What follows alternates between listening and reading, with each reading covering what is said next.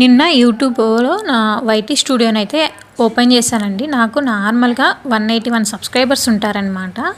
అయితే నిన్న YouTube studio open చేసి ఎర్న్ ఆప్షన్ కొడితే 191 సబ్స్క్రైబర్స్ చూపించింది.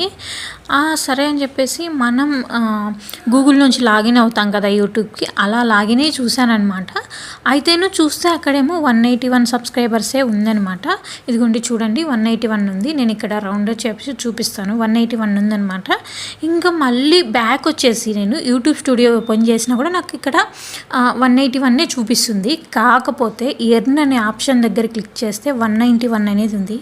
నేను ఇలా 1కి 5 సార్లు నేను చెక్ చేసుకుంటే నాకు 191 అని ఇక్కడ చూపిస్తుంది. కాకపోతే మెయిన్ పేజీలో 181 అని చూపిస్తుంది. ఎందుకు ఇలా వచ్చిందో నాకైతే తెలీదు. మీకని తెలిస్తే నాకు కామెంట్ సెక్షన్లో కామెంట్ చేయండి.